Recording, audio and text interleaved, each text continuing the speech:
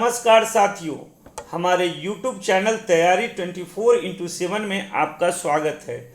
आज का जो वीडियो है वो आधुनिक भारत के इतिहास से रिलेटेड यह वीडियो है और इस वीडियो में मैंने 30 क्वेश्चनों का संग्रह लेकर आया हूँ। इस वीडियो में आप उन क्वेश्चन से अवगत होंगे जो आगामी परीक्षा के लिए बहुत महत्वपूर्ण है और आप अब तक आपने आधुनिक भारत से जो पढ़ा है उससे आप अपने ज्ञान का आकलन भी कर सकते हैं कि इस क्वेश्चन में आप कितना उत्तर जानते हैं। ठीक है, सबसे पहले हम अपने पहले क्वेश्चन की ओर चलते हैं। पहला क्वेश्चन है, मुगल बादशाह द्वारा नियुक्त बंगाल का अंतिम सूबेदार कौन था? तो मुगल बादशाह जो 1717 ईस्वी में दिल्ली की गद्दी पर फर्रुखसियर विराजमान थे, उस समय बंगाल के क्षेत्र में एक सूबेदार नियुक्त किया गया था फर्रुखसियर द्वारा। उनका नाम था मुर्शीद कुली खां और मुर्शीद कुली खां ही ऐसे व्यक्ति हैं जिन्होंने बंगाल को स्वतंत्र सूबा के रूप में इसकी नींव डाली थी। तो यहाँ पे आपका जो ऑप्शन दिया गया है वो दिया गया है शुजाउद्दीन खां, अलवर्दी खां, मुर्शीद कुली खां और सरफराज खां। तो इस प्रश्न का सही उत्तर होगा मुर्शीद कुली खां। अब हम चलते हैं अपने अगले प्रश्न की ओर। हमारा अगला प्रश्न है, भारत में ब्रिटिश साम्राज्य का संस्थापक किसे कहा जाता है? तो भारत में ब्रिटिश साम्राज्य का संस्थापक, देखिए इसकी शुरुआत समझिए तो 1757 ईस्वी में जब पलासी का युद्ध हुआ था, उसी समय जो बंगाल के नवाब थे सिराजुद्दौला, उनको अंग्रेजों के जो सेना नायक थे रॉबर्ट क्लाइव, इन्होंने जैसे ही बंगाल के क्षेत्र में इन्हें हराया था तो अंग्रेजों की शुरुआत यानी ब्रिटिश साम्राज्य की शुरुआत की नींव पड़ गई थी, यहीं से शुरू हो गई थी। तो इसका सही उत्तर होगा रॉबर्ट क्लाइव। इस प्रश्न का सही उत्तर क्या होगा? रॉबर्ट क्लाइव होगा। उसके बाद अगला हमारा सवाल है, बक्सर के युद्ध के समय दिल्ली का शासक कौन था? तो बक्सर का जो युद्ध हुआ था, यह युद्ध 1764 ईस्वी में बिहार के बक्सर क्षेत्र में हुआ था और इस युद्ध में भारत में जो मुगल शासक थे शाह आलम द्वितीय, वो और अवध के क्षेत्र के जो नवाब थे शुजाउद्दौला और बंगाल के जो पूर्व नवाब थे मीर कासिम, इन तीनों की सेना को जो अंग्रेज सेना थी उसने अंग्रेजों की सेना ने इन तीनों की मतलब संयुक्त सेना को हराया था। तो इसका सही उत्तर होगा, बक्सर के युद्ध के समय दिल्ली का शासक कौन था? तो ये था शाह आलम द्वितीय। उसके बाद हम चलते हैं अपने अगले प्रश्न की ओर और हमारा अगला प्रश्न है, महात्मा गांधी द्वारा दक्षिण अफ्रीका में प्रकाशित समाचार पत्र का नाम क्या था? तो महात्मा गांधी लगभग 21 साल दक्षिण अफ्रीका में अपना समय बिताते हैं और उसी दौरान उन्होंने भारतीयों के लिए आवाज़ उठाई। साथ साथ वहाँ पे जो मतलब दक्षिण अफ्रीका के मूलवासी थे, जहाँ पे उनके ऊपर नस्ल भेद की टिप्पणियाँ, नस्ल भेद का जो उन पर मतलब भेदभाव का विचारधारा था, उसके लिए उन्होंने एक आवाज़ उठाई और उन्होंने दक्षिण अफ्रीका में एक न्यूज़पेपर का प्रकाशन शुरू किया जिसका नाम था इंडियन ओपिनियन। इन्होंने क्या किया कि 1904 से लेकर 1915 तक दक्षिण अफ्रीका में समाचार पत्र जो इंडियन ओपिनियन है उसका इन्होंने प्रकाशन किया, जिसमें जो भारतीय समुदाय के लोग थे या जो अफ्रीका के मूलवासी थे उनके लिए इन्होंने आवाज़ देना इसी समाचार पत्र के माध्यम से शुरू किया था। उसके बाद हमारा अगला सवाल है, 1880 के दशक में इंडियन मिरर अखबार का प्रकाशन कहाँ से हुआ था? तो ऑप्शन है आपका बम्बई, कलकत्ता, मद्रास, नागपुर। तो 1880 के दशक में इंडियन मिरर अखबार का जो प्रकाशन हुआ था ये देवेंद्रनाथ टैगोर द्वारा अंग्रेजी भाषा में शुरुआत की गई थी इसका, और देवेंद्रनाथ टैगोर द्वारा इसकी शुरुआत कलकत्ता से की गई थी। तो इस प्रश्न का सही उत्तर होगा कलकत्ता। यहाँ ध्यान में रखना है कि इंडियन मिरर अखबार का प्रकाशन जो है वो किनके द्वारा किया गया था, तो देवेंद्र नाथ टैगोर द्वारा किया गया था। यह जो समाचार पत्र था इंडियन मिरर, ये अंग्रेजी भाषा की एक समाचार पत्र थी और इसकी शुरुआत कलकत्ता से की गई थी। हमारा अगला सवाल क्या है, सर्वेंट ऑफ इंडिया सोसाइटी की स्थापना किसने की थी। तो देखिए, सर्वेंट ऑफ इंडिया सोसाइटी की स्थापना 12 जून 1905 को पुणे में जो गोपाल कृष्ण गोखले द्वारा इसकी शुरुआत की गई थी। सर्वेंट ऑफ इंडिया की स्थापना 12 जून 1905 को महाराष्ट्र के पुणे में की गई थी और इसके संस्थापक कौन थे, तो इसके संस्थापक गोपाल कृष्ण गोखले थे। गोपाल कृष्ण गोखले ने इसकी स्थापना एक सामाजिक सुधार संगठन के रूप में किया था। और इस प्रश्न में जो ऑप्शन दिए गए हैं वो ईश्वर चंद्र विद्यासागर हैं, गोपाल कृष्ण गोखले हैं, दादा भाई नौरोजी हैं, लाला लाजपत राय हैं। तो इसका सही उत्तर होगा गोपाल कृष्ण गोखले। उसके बाद हमारा अगला प्रश्न है, कलकत्ता में एशियाटिक सोसाइटी ऑफ बंगाल की स्थापना कब हुई थी।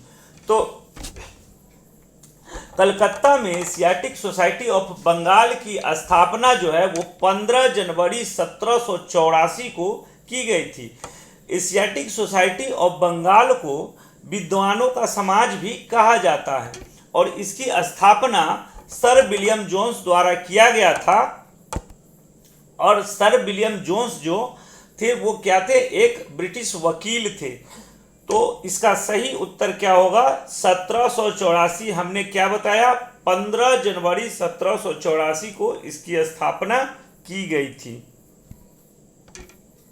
हमारा अगला सवाल है, नोआखली काल में महात्मा गांधी के सचिव कौन थे। तो नोआखली काल में महात्मा गांधी के जो सचिव थे वो कौन थे, तो ये थे महादेव देसाई थे। महादेव देसाई जो थे ना, ये भारतीय स्वतंत्रता सेनानी, पत्रकार, लेखक और महात्मा गांधी के निजी सचिव भी थे। और इन्होंने क्या किया था, अपने जीवन काल में एक नवजीवन नामक पत्रिका का संपादन भी किया था। तो इसका सही उत्तर क्या होगा, महादेव देसाई, है ना, महादेव देसाई इसका सही उत्तर होगा। हमें ध्यान में रखना है कि नोआखली काल में महात्मा गांधी के सचिव कौन थे, निजी सचिव थे, महादेव देसाई थे। ठीक है। उसके बाद अगला प्रश्न है कि सुभाष चंद्र बोस के राजनीतिक गुरु कौन थे। तो सुभाष चंद्र बोस के राजनीतिक गुरु कौन थे, हमारा ऑप्शन है गोपाल कृष्ण गोखले, चित्तरंजन दास, बाल गंगाधर तिलक, अभिषेक बनर्जी। तो देखिए, जब सुभाष चंद्र बोस शुरुआती दौर में क्या थे कि यह गांधी जी को अपना बहुत प्रिय मानते थे, लेकिन बाद में इनके जो राजनीतिक गुरु थे वो चित्तरंजन दास थे। चित्तरंजन दास को देश बंधु के नाम से भी जाना जाता है। तो इस प्रश्न का सही उत्तर होगा चित्तरंजन दास। ठीक है। उसके बाद हम चलते हैं अपने अगले प्रश्न की ओर। निकास के सिद्धांत को किसने प्रतिपादित किया था। हमारा ऑप्शन है दादा भाई नौरोजी, मदन मोहन मालवीय, बाल गंगाधर तिलक और अभिषेक बनर्जी, है ना। अब देखिए, निकास के सिद्धांत का जो प्रतिपादन किया था ये दादा भाई नौरोजी ने किया था। इनका जो सिद्धांत है ये बताते थे कि भारत से कैसे धन को ब्रिटिश सरकार, यानी जो ब्रिटिश सरकार थी, उन्होंने अपने जो सिद्धांत से, विदेश नीति से कैसे भारत से धन का निष्कासन किया, जिसके कारण भारत की अर्थव्यवस्था पर बुरा असर पड़ा। तो कहा जाता है कि इस प्रश्न का जो सही उत्तर होगा क्या होगा, दादा भाई नौरोजी होगा। यानी निकास के सिद्धांत को किसने प्रतिपादित किया, तो निकास के सिद्धांत को प्रतिपादित किया दादा भाई नौरोजी ने। अस्थाई बंदोबस्त किसके शासन काल में प्रारंभ किया गया था। तो देखिए, अस्थाई बंदोबस्त जो था ना वो आपका 1793 ईस्वी में अस्थाई बंदोबस्त की शुरुआत लॉर्ड कॉर्नवालिस द्वारा किया गया था। यह भारत के संपूर्ण भूमि में 19% जो भूमि थी उस पर अस्थाई बंदोबस्त की शुरुआत की गई थी। अस्थाई बंदोबस्त की शुरुआत की गई थी, ठीक है। उसके बाद लॉर्ड कॉर्नवालिस ने क्या किया था कि 19%, इसमें क्या था कि जो मतलब इससे जो क्षेत्र थे वो बंगाल थे, बिहार थे, असम के कुछ भाग थे। उसके बाद इन सब क्षेत्रों में अस्थाई बंदोबस्त की शुरुआत की गई थी, ठीक है। अब हम चलते हैं अपने अगले प्रश्न की ओर। अगला प्रश्न है कि भारत का प्रथम आधुनिक पुरुष किसे कहा जाता है।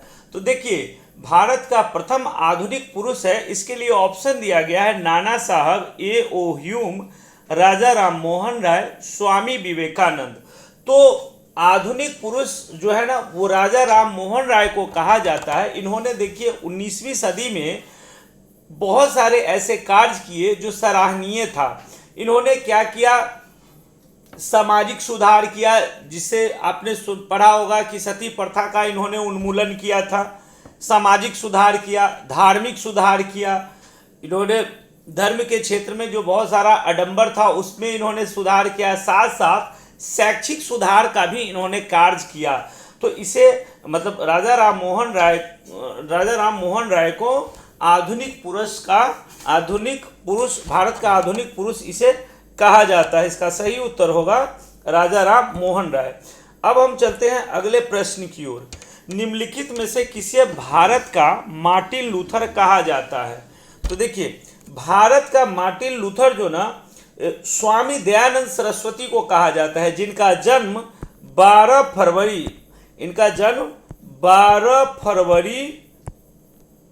1824 को मुंबई गुजरात के एक ब्राह्मण परिवार में इनका जन्म हुआ था। इन्होंने आर्य समाज की स्थापना की थी और इन्हें भारत का मार्टिन लूथर कहा जाता है। उसके बाद चलते हैं हम अपने अगले प्रश्न की ओर। हमारा अगला प्रश्न है, गुलामगिरी के लेखक कौन थे। तो देखिए, गुलामगिरी के लेखक कौन थे, इसका ऑप्शन जो हमारा दिया गया है भीमराव अंबेडकर, ज्योतिबा फूले, महात्मा गांधी और पेरियार दिया गया है। तो गुलामगिरी के जो लेखक थे वो थे ज्योतिबा फूले थे। ज्योतिबा फूले एक महाराष्ट्र के एक ऐसे व्यक्ति थे जिन्होंने समाज सुधारक का काम किया। इन्होंने भारत में पूरे भारतवर्ष के लिए समाज सुधारक का काम किया था।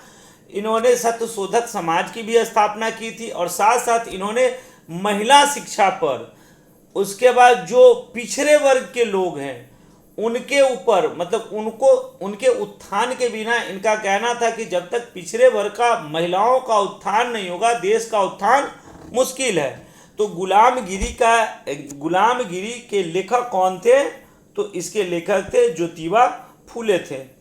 उसके बाद हम चलते हैं अगले प्रश्न की ओर। हमारा अगला प्रश्न है, पिछड़े वर्गों का उत्थान किसका मुख्य कार्यक्रम था। तो देखिए, पिछड़े वर्ग का उत्थान जो है ना, इसमें ऑप्शन दिया है प्रार्थना समाज, सत्यशोधक समाज, आर्य समाज, रामकृष्ण मिशन।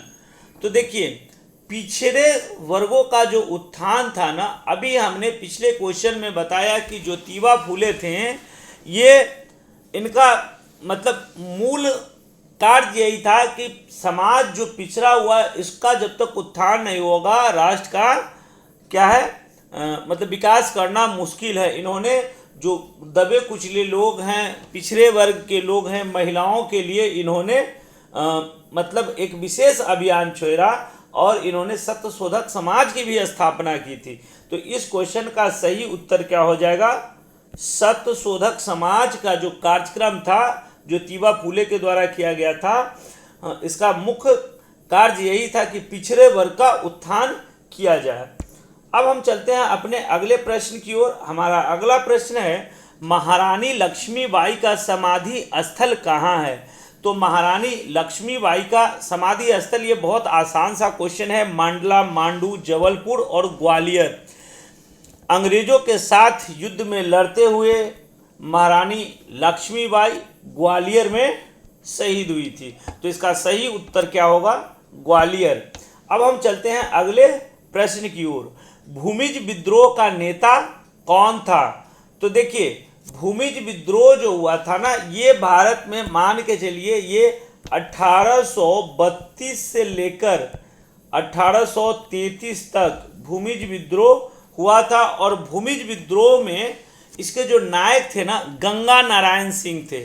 अब यहाँ ऑप्शन के अनुसार दिया हुआ है भागीरथ राय, दूबिया गोसाई, जतरा भगत और गंगा नारायण। तो इसका सही उत्तर क्या होगा? गंगा नारायण होगा। भूमिज विद्रोह के नेता कौन थे? तो गंगा नारायण थे। अब हम चलते हैं अपने अगले प्रश्न की ओर। हमारा अगला प्रश्न है, किसके शासन काल में भारत में अंग्रेजी शिक्षा आरंभ की गई थी? यह बहुत महत्वपूर्ण क्वेश्चन है। भारत में अगर शिक्षा के क्षेत्र में सुधार शुरू हुआ था तो कहा जाता है कि यहीं से भारत में अंग्रेजी शिक्षा के साथ साथ भारत में शिक्षा का भी सुधार हुआ था। तो इसका ऑप्शन है आपका Lord William Bentinck, Lord Hardinge, Lord Minto, Lord Dalhousie. तो देखिए 1835 में अंग्रेजी शिक्षा की शुरुआत की गई थी। और इसका जो मतलब कहने का मतलब समर्थनकर्ता जो थे वो लॉर्ड मैकाले थे। और इसकी शुरुआत लॉर्ड विलियम बेंटिंग के द्वारा भारत में अंग्रेजी शिक्षा की शुरुआत 1835 में की गई थी। तो इस क्वेश्चन के साथ हम बढ़ते हैं अब अगले क्वेश्चन की ओर। हमारा अगला क्वेश्चन है कि भारत का पहला समाचार पत्र कौन था? यानी भारत का पहला समाचार पत्र कौन था? तो देखिए, भारत में जो पहला समाचार पत्र प्रकाशित किया गया था ये 1780 ईस्वी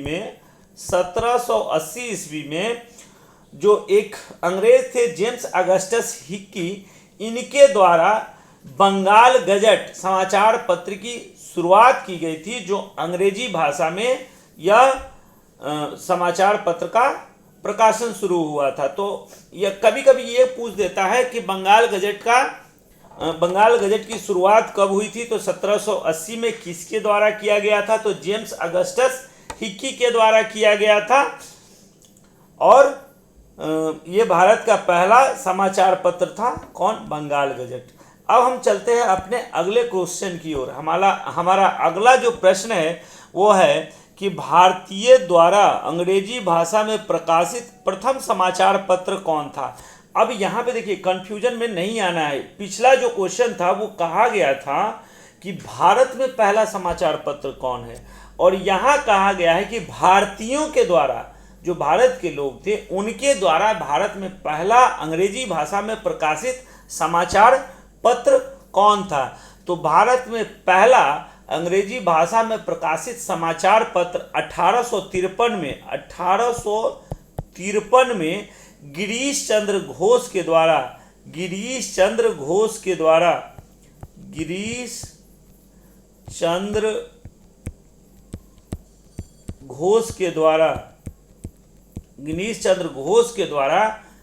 एक अंग्रेजी भाषा में समाचार पत्र प्रकाशित किया गया था, जिसका नाम था हिंदू पेट्रियोट।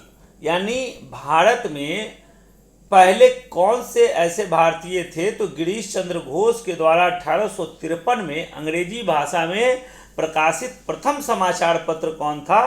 तो हिंदी पेट्रियोट था। अब हम चलते हैं अपने अगले क्वेश्चन की ओर। गांधी इरविन समझौते में किसके मध्यस्थता की भूमिका अदा की? देखिए, गांधी इरविन समझौता जो होता है, जिसमें आपने देखा होगा कि गोलमेज सम्मेलन के 3 सम्मेलन होते हैं लंदन में, गोलमेज सम्मेलन में।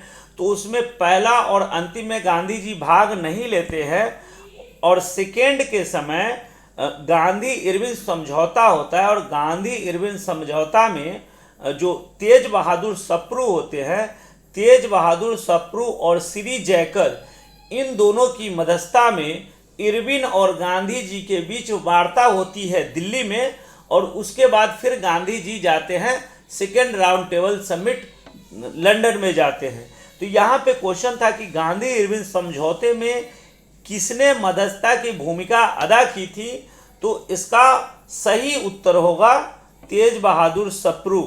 तेज बहादुर सप्रू और श्री जयकर के द्वारा दोनों की मध्यस्थता के कारण गांधी जी और इरविन में समझौता हुआ था। ठीक है, अब हम बढ़ते हैं अपने अगले प्रश्न की ओर। हमारा अगला प्रश्न है, इनमें से किसने द्वितीय गोलमेज सम्मेलन में भाग नहीं लिया था? तो देखिए, द्वितीय गोलमेज सम्मेलन जो है ना वो कब हुआ था? तो ये 1931 में लंदन में हुआ था। इसका ऑप्शन देखिए, ऑप्शन दिया हुआ है जवाहरलाल नेहरू, प्यारेलाल नैयर, मदन मोहन मालवीय, महादेव देसाई। तो सेकेंड जो राउंड टेबल समिट था उसमें गांधी जी भाग लिए थे, गांधी जी के साथ सरोजिनी नायडू भाग ली थी, प्यारेलाल नैयर लिए थे, मदन मोहन मालवीय लिए थे, महादेव देसाई लिए थे। इसमें भाग नहीं लेने वाले व्यक्ति थे वो जवाहरलाल नेहरू जो थे, वो द्वितीय गोलमेज सम्मेलन में भाग नहीं लिए थे। अब हम चलते हैं अपने अगले प्रश्न की ओर। इंडियन एसोसिएशन के संस्थापक कौन थे? तो देखिए, 1876 ईस्वी में सुरेंद्र नाथ बनर्जी और आनंद मोहन बोस के द्वारा इंडियन एसोसिएशन की स्थापना की गई थी। ठीक है, बाद में इसका विलय कांग्रेस में हो जाता है। 1886 ईस्वी में इंडियन एसोसिएशन का विलय भारतीय राष्ट्रीय कांग्रेस में हो जाता है। ठीक है, अब यहाँ जो होगा सही उत्तर, इसमें सुरेंद्र नाथ बनर्जी जो है वो इंडियन एसोसिएशन के संस्थापक थे। इनके साथ में थे आनंद मोहन बोस भी, लेकिन ऑप्शन में आनंद मोहन बोस का नाम नहीं दिया गया है। तो इस प्रश्न का सही उत्तर हो जाएगा सुरेंद्र नाथ बनर्जी। अब हम चलते हैं अपने अगले प्रश्न की ओर। वर्ष 1916 में मुस्लिम लीग और कांग्रेस के मध्य किसने समझौता कराया था? देखिए, यह सवाल बहुत ही इंपॉर्टेंट है। अब यहाँ देखिए, 1916 में दिसंबर में जो लखनऊ में अधिवेशन होता है, इस अधिवेशन में मुस्लिम लीग और कांग्रेस के बीच जो मतलब एक फिर से रिलेशन, फिर से आपसी समझौता होता है, तालमेल फिर से बहाल होता है। इसमें जो मध्यस्थता करते हैं, इसमें कौन करते हैं? तो ये बाल गंगाधर तिलक द्वारा मुस्लिम लीग और कांग्रेस के बीच समझौता कराया जाता है। तो इस प्रश्न का सही उत्तर होगा बाल गंगाधर तिलक। अब हम चलते हैं अपने अगले प्रश्न की ओर। हमारा अगला प्रश्न है कि गांधी जी की मृत्यु पर किसने कहा था कि हमारे जीवन से प्रकाश चला गया? तो गांधी जी की जब हत्या 30 जनवरी 1948 को होती है, तो जवाहरलाल नेहरू बहुत, ऐसे तो पूरा भारत निराश था, लेकिन जवाहरलाल नेहरू ने यही वक्तव्य बोला था कि गांधी जी के मरने के बाद हमारे जीवन से प्रकाश चला गया। तो इस प्रश्न का सही उत्तर क्या होगा? इस प्रश्न का सही उत्तर होगा जवाहरलाल नेहरू। अब हम चलते हैं अपने अगले प्रश्न की ओर। हमारा अगला सवाल है, निम्नलिखित में से किसने गांधी जी के आंदोलन को राजनीतिक फिरौती कहा था? तो यहाँ पे ऑप्शन दिया हुआ है Lord Chelmsford, Lord Wavell, Lord Mountbatten, Lord Linlithgow. तो देखिए, गांधी जी का जो आंदोलन था, इस आंदोलन को जो लॉर्ड लिनलिथगो जिनका कार्यकाल था 1936 से लेकर 1943 तक, इन्होंने गांधी जी के आंदोलन को राजनीतिक फिरौती की संज्ञा दी थी। ठीक है, तो इस क्वेश्चन का सही उत्तर होगा लॉर्ड लिनलिथगो। अब हम चलते हैं अपने अगले प्रश्न की ओर। हमारा अगला प्रश्न है, भारत छोड़ो आंदोलन की शुरुआत कब हुई थी? तो भारत छोड़ो आंदोलन की शुरुआत जो हुई थी वो बम्बई अधिवेशन से 8 अगस्त 1942 में इसकी शुरुआत हुई थी। ठीक है, तो इस प्रश्न का सही उत्तर क्या होगा? अगस्त 1942। यहीं से भारत छोड़ो आंदोलन की शुरुआत हुई थी और इसको कहा जाता है कि बम्बई अधिवेशन से इसकी शुरुआत हुई थी। अब हम चलते हैं अपने अगले प्रश्न की ओर। भारत छोड़ो आंदोलन के संदर्भ में महात्मा गांधी को कहाँ बंदी बनाया गया था? हमने अभी देखा पिछले क्वेश्चन में कि भारत छोड़ो आंदोलन की शुरुआत बम्बई अधिवेशन से क्या होता है कि 8 अगस्त 1942 को भारत छोड़ो आंदोलन की शुरुआत होती है और 9 अगस्त को 1942 को गांधी जी को क्या किया जाता है, गिरफ्तार कर लिया जाता है। और गिरफ्तार करने के बाद इनको पूना का जो आगा खां पैलेस है, पूना के आगा खां पैलेस में इनको 2 वर्ष के लिए नज़रबंद कर दिया जाता है। तो इस प्रश्न का सही उत्तर होगा कि भारत छोड़ो आंदोलन के संदर्भ में महात्मा गांधी को कहाँ बंदी बनाया गया था। तो सबसे पहले इनको पकड़ा कहाँ से गया था, तो बम्बई से पकड़ा गया था। ठीक है, अब हम चलते हैं अपने अगले प्रश्न की ओर। सन 1908 में अखिल भारतीय मुस्लिम लीग की एक शाखा लंदन में किसने स्थापित की थी? तो देखिए, लंदन में जो मुस्लिम लीग की एक संस्था का स्थापना हुआ था, तो इसको 1908 ईस्वी में सैयद अमीर अली के द्वारा इनको वहाँ पे मुस्लिम लीग का क्या हुआ था, एक ब्रांच खोला गया था। कहाँ? तो लंदन में खोला गया था। तो इस प्रश्न का सही उत्तर होगा अमीर अली।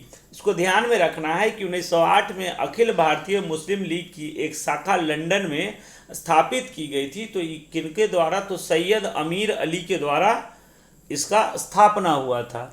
अब हम चलते हैं अपने अंतिम प्रश्न की ओर। किस वर्ष भारत की राजधानी कलकत्ता से दिल्ली स्थानांतरित की गई थी? तो देखिए, भारत की जो राजधानी है ना, वो कलकत्ता से दिल्ली 1911 ईस्वी में भारत की राजधानी कलकत्ता से दिल्ली स्थानांतरित की गई थी। और उस समय भारत के जो वायसराय थे वो लॉर्ड हार्डिंग द्वितीय थे। तो इस प्रश्न का सही उत्तर होगा 1911। लॉर्ड हार्डिंग द्वितीय के समय में 1911 में कलकत्ता से भारत की राजधानी दिल्ली की गई थी।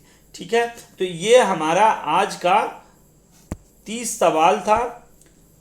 उम्मीद करते हैं कि इसमें से आप ज़्यादा से ज़्यादा सवाल का उत्तर खुद से किए होंगे और आप खुद का असेसमेंट कर सकते हैं कि इस क्वेश्चन में मतलब हम कितना क्वेश्चन बनाए, कितना क्वेश्चन को नहीं जानते थे। और इस तरीके से मैं मॉडर्न हिस्ट्री का दूसरा वीडियो लेकर जल्द आऊँगा। तब तक आप पढ़िए, मन लगा के पढ़िए, हमारे अगले वीडियो का इंतज़ार कीजिए। वीडियो पसंद आए तो चैनल को लाइक और सब्सक्राइब करना ना भूलें। धन्यवाद।